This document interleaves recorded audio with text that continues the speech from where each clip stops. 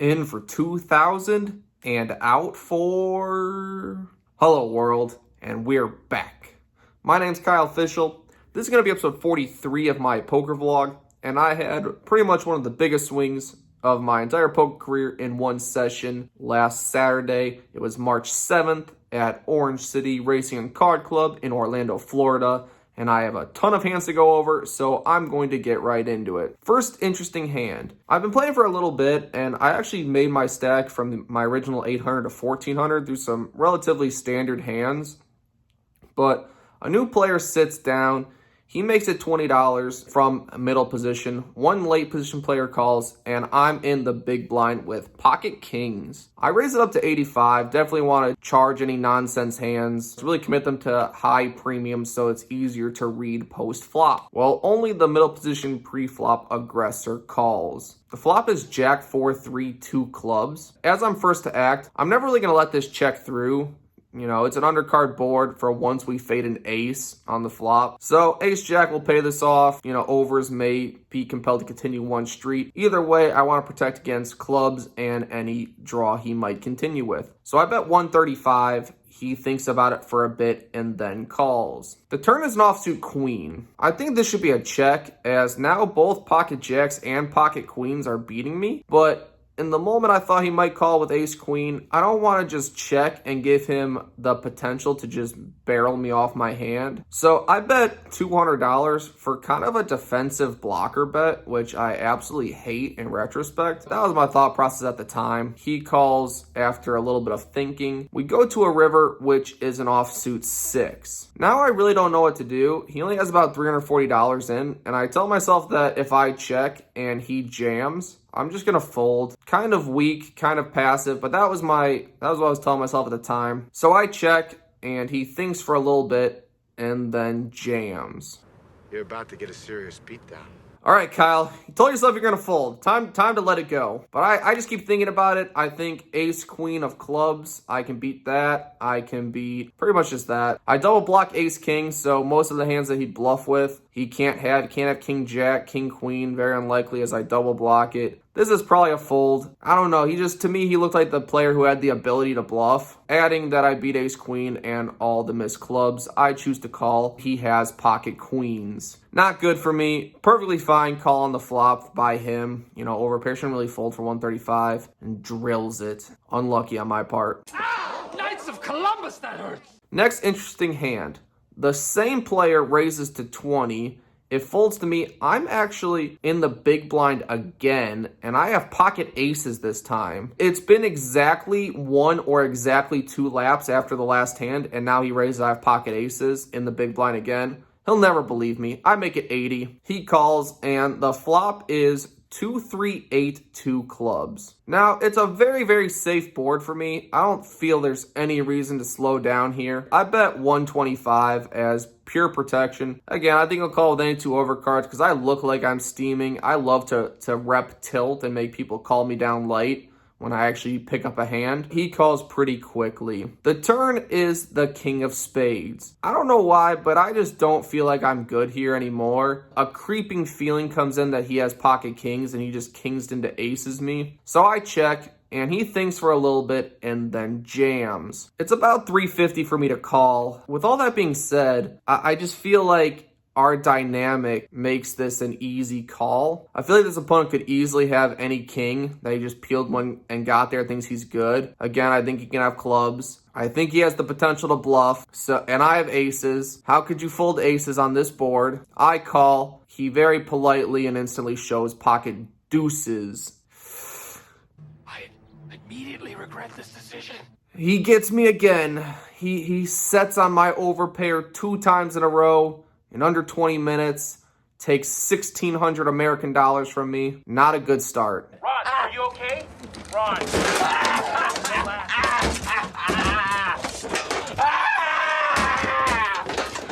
So we rebuy another $800 into the game for 16 at this point. The next interesting hand. An early position player makes it $20. I'm in middle position with pocket 10s. I raise to 60. A late position player calls, the button calls, and the pre-flop aggressor folds. So we're going 3 ways to a flop, which comes 6-6 two clubs. As I somehow have an overpair with pocket tens, and this board really shouldn't connect with too many people, I bet $85. The middle position player calls, and then the button, he calls with just a single black chip, which to me was kind of suspect at the time. Like, he had plenty of chips in other denominations, and usually when you call with your bigger chips, it means you have something. So I already thought that move was kind of odd. It really just drew a red flag to me instantly for some reason. So gotta reevaluate on the turn.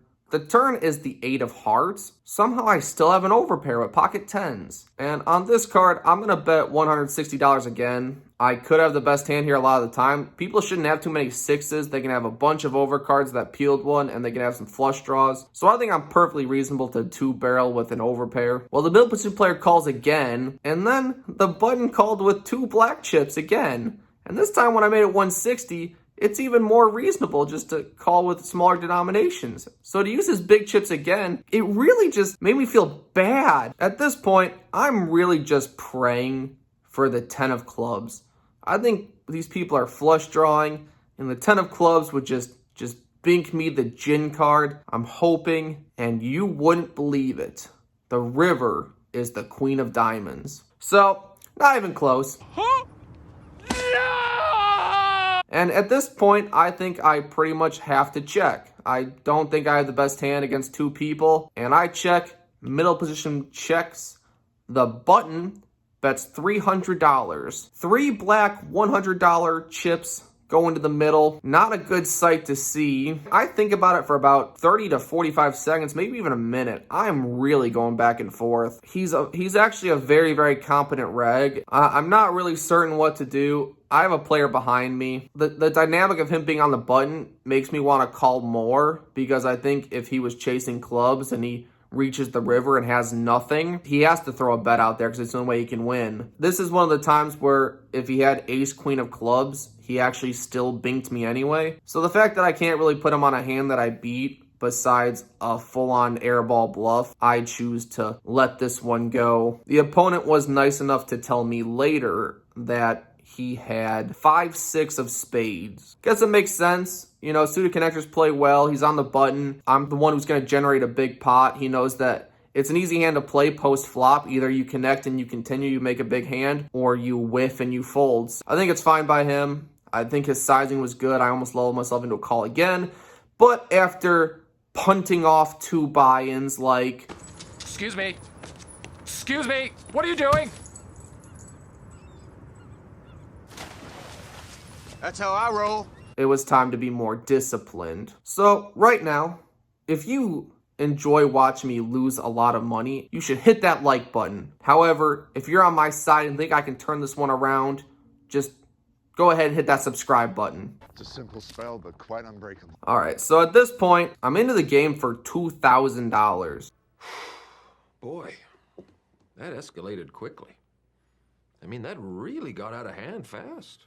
It jumped up a notch. It did, didn't it? I kept topping off as I lose medium pots, I'd call a street, I'd draw, I'd miss, things like that. Then I eventually gained some momentum, brought my stack back up to 1,300, and then another interesting hand happened. With 7 limps to me, I am in the big blind with pocket 10s, 2 black 10s. As I'm not going to check pocket 10s, I raised to $40. Gonna size up because 7 limpers, a lot of dead money out there. Definitely don't want to go 7 ways. I could even size up higher. Not really trying to play a huge pile of pocket 10s because it didn't work out too good last time. 2 middle position players call, and then the hijack in late position back raises to $160. That's a very odd move. He had 5 limps up to him and then chose to limp. If he was under the gun who limp raised, I'd put him much more towards aces, kings, queens, something in that range. But when you had all these limps going into you, and then you chose just to limp, and then you chose to back raise, it feels quite weak at the time. Honestly, it just feels like ace king. Like, what other hand would you theoretically play this way? It made no sense to me. I feel like you have ace king, you have 5 limpers to you, you don't really know what size to make it, you don't really know what's gonna happen. Then I make it 40, there's 2 callers, you think that you have the best hand and you can get people out, otherwise play ace king in position in a bigger pot. That's what I think he has. So it's 160 to me, so I have 120 to call. I think that if I call, both players behind me will call. And if they limp called 40, then called 160, they definitely are weighted towards marginal hands. They never really can have anything good. So therefore, if on this board, tens is an overpair, I'm willing to just jam. So I call. The two middle position players call as well, slowly. The fourth one didn't even want to, but he literally said pot odds and just felt committed, which he kind of is with only two cards at that point. 120 to win like 700, you're kind of committed. There's a king in the window. I almost throw up. And right behind it's a 10. So now we don't need a jam. If this opponent has ace-king, there is no way he's not going to c-bet on king 10-4, 2 spades. There's spades out there. There's Broadway cards that can connect with other people. You flopped a king. There's over $600 in the pot. You have to c-bet. So I check. The two middle position players check. He assembles a bet of $300. Then he assembles a bet of $350. Then he assembles a bet of $450. And then he chooses to wager $450. I am so happy with that bet size. He has fully committed himself. I think it even tells you don't need to bet that much if you had pocket kings. I think 300 is more reasonable with kings, as you can reevaluate if a bad, like, jack of spades hits the turn. I don't think you have pocket kings. I don't think kings gibbons in late position. Tens should be good here. You should have ace king. I want to protect against any middling spade, so I jam all in for $1,100 effective. One of the middle position players is short stacked. He's all in for less. Then the hijack calls. It's time to turn the session around as long as we have a safe run out. 9 of spades. God. Ugh. Oh, don't cry. Don't cry. He's not crying. He's not crying. Don't cry, man. I'll eat the shit. I don't care.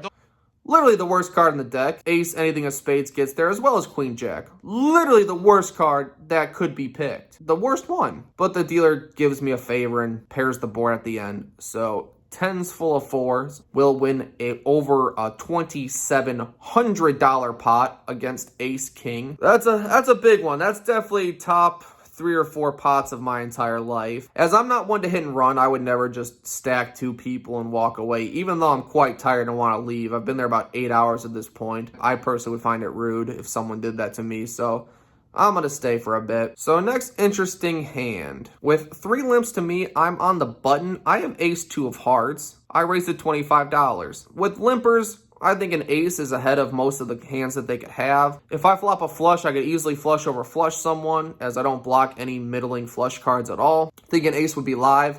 And additionally, if I just make it $25, I can get folds and win $15, as happens to me often. People can just fold and I can win now. But in this hand, I get 2 callers of the 25, and we go 3 ways to a flop, which comes 8, 7, 5. 2 hearts. So that's actually a very, very good board for me. It checks to me. I think that if I bet here, I can put some pressure on any middle pairs. Like, there's not too many middle pairs that should be able to call this. So I continue for $35. The first limper was the short stack, who was stacked in the tens hand. He calls, and the other player who is in late position calls as well. So we're going 3 ways to a turn card, which is a black 10. When it checks to me a second time, I think this is actually a good candidate to continue on. Not many people should have 9-6 or any 9 or jack 9 or any of that. If you had some kind of 8, you might fold. I can build my pot in case my flush hits, and if not, just check down the river. I bet $55. One of the opponents that was stacked in the tens hand, he goes all in for $212. And it was actually funny because he literally just had $12 in chips and $200 in cash on the table, as he was in midst of his 3rd rebuy of the night. And he just grabbed the cash and threw it in and said all in. Cash doesn't play here. The dealer changed him out real quick and put that in there. The other player just calls. Now with facing 157 to win 664, I'm pretty priced in here for a flush draw. I'm pretty sure my literal equity, if only my hearts is live, is 20%, and I'm getting almost exact odds, as well as I think my ace is live some of the time. Maybe not always, but sometimes if I just hit an ace, I think I win. So for those reasons, I call. The river is a brick, and the opponent that just threw $200 in, he has queen 7 off suit. What the? That doesn't make sense. I guess he just saw that black 10 and said it's time to go, facing 2 bets. I don't know about that. But the other late position player has pocket 8s. Much more reasonable. The one thing about this hand that's I think you can learn from is that always pay attention to what a person's stack size is, especially if they're tilting. If they're tilting and they're just going to throw the money in there, literally in cash form, it's not the person you're going to try to bluff because they're just going to throw it in there with a pair of 7s. So yeah, pay attention to stack sizes, pay attention to dynamics, know how people are playing because it can help you avoid inflating a pot that doesn't need to be inflated and being priced in with not the greatest odds or hand going forward. The more you know. I actually tell you that hand and tell you this one. The same opponent is now on his 4th buy-in. He bought in for $300 this time. I'm in early position with King Queen offsuit. I make it $25. He calls. One other late position player calls. So we're going 3 ways to a flop, which comes King 8 3 2 clubs. As it's a very unconnected board, this is a very easy continuation bet just to protect my whole range. Like I'll continue with when I miss, I'll continue when I make it. So the fact that I've shown bluffs and missed hands throughout the night, people can easily call me with terrible cards here. I bet $40. The player who's bought in several times calls, the other player folds. The turn is an 8. Not particularly a great card, and I'm prepared to just go into check call mode, but I don't really think he has an 8 here. I think he's much more weighted towards bluffs and clubs than having an 8. Additionally, he didn't re-raise me, so he can't have ace king. I beat every other king with my kicker. We're just gonna go into check call mode. I check and he bets $80.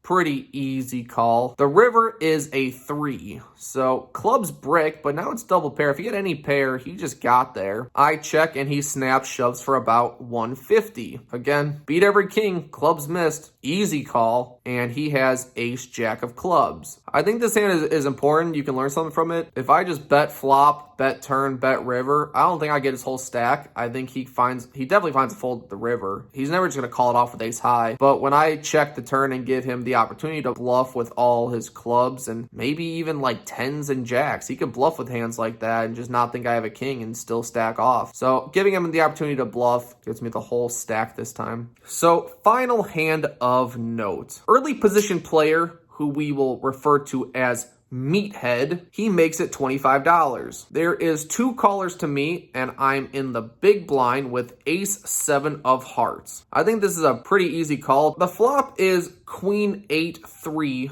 2 hearts. We get a heart flush draw, which is great. We check to Meathead. Meathead bets $45. 1 mil position player calls, the other one folds, and it's back to me. Getting 3 to 1 on a flush draw is pretty good odds. Because I missed the first heart flush draw, it's less likely I'm going to miss the second heart flush draw, right? They've done studies, 60% of the time, it works every time. All jokes aside, the independence rule of statistics say it's just as likely I'll miss the second one.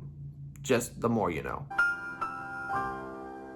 The turn is a 9, completes a gut shot straight, but that doesn't really matter to me as I'm drawing to the nuts. I check, Meathead bets 160. At this point, I'm probably going to fold. I don't think it's going to get there, but the middle position player calls. Man, he's just giving me the right odds to draw to it at this point. 160 to win nearly $600. I think I'm priced in. Wouldn't you know it? The river is the 6 of hearts. We get the nuts. We are first to act. We're out of position. The pot's big. What is the best option? I do not want this to check through. I believe that if Meathead has some kind of ace-queen type hand and I lead out, he would definitely call, maybe even raise. As my lead out could easily look like I'm just blocker betting with a single queen, and he could jam with an overpair, 2 pair, any set. He could just rip it in there thinking I'm trying to blocker bet with 1 pair. Additionally, I think it's very likely to just check through if both players don't have any hearts. They think that as the obvious draw gets there, they might just check it down with their 1 pair type hands, and I don't want that to happen. I lead for 210. Meathead thinks for a little little bit. He actually shows his cards to the neighbor before eventually letting them go. Middle position player, he jams for a little more. It's about 250. You know, snap call, I have the nuts. He had king 5 of hearts. So with my hearts double blocked, I still found one. And the neighbor verified that Meathead actually had pocket aces. So I was drawing pretty thin there. We get another big one. We ran horrible at first. Then we ran amazing at the end. And I guess it's better to run great at the end than the beginning because I'm into the game for $2,000, out of the game for $3,315. I was there a little under 10 hours, which equates to $131 an hour and 26 big blinds an hour. This was another fantastic result for me. I'm really on a heater at this point, but I'm taking it one session at a time. I'm enjoying the ride. I'm enjoying making the videos. Hope you do too. If you do, please like, subscribe. If you like poker, love action, come see me at Orange City.